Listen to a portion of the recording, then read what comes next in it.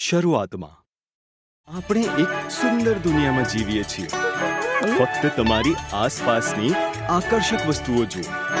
ચાલો શરૂઆત તરફ પાછા જઈએ અને જોઈએ કે બાઇબલ આપણને તે કેવી રીતે શરૂ થયું તે વિશે શું કહે છે. શરૂઆતમાં ઈશ્વરે આકાશ અને પૃથ્વી બનાવ્યા. ઈશ્વરે અંધકારને જુદા પાડીને કહ્યું કે અજવાળું થાવ. તેમણે અજવાળાને દિવસ અને અંધકારને રાત કહી છે. પહેલો દિવસ થયો.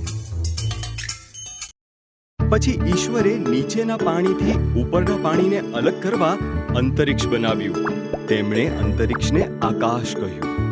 બીજો દિવસ થયો. ઈશ્વરે પાણીને ભેગા કર્યા અને કોરી જમીન દેખાઈ. તેમણે જમીનને ભૂમિ અને પાણીને સમુદ્ર કહ્યું. પછી તેમણે ઘાસ અને તેના જેવા છોડ, અનાજ અને ઝાડ બનાવ્યા. ત્રીજો દિવસ થયો. પછી ઈશ્વર આકાશમાં જ્યોતિઓ બનાવે છે.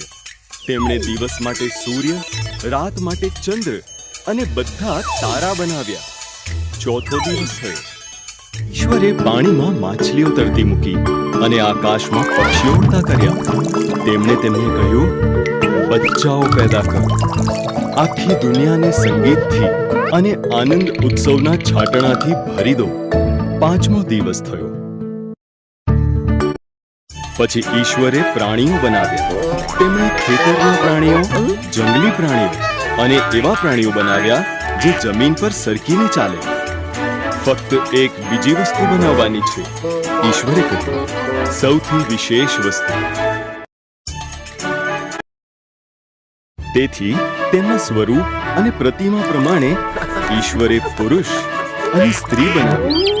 તેમણે કહ્યું, બાળકો ઉત્પન્ન કરો, દુનિયા પર અમલ કરો, માછલી, પક્ષીઓ અને પ્રાણીઓની સંભાળ રાખો.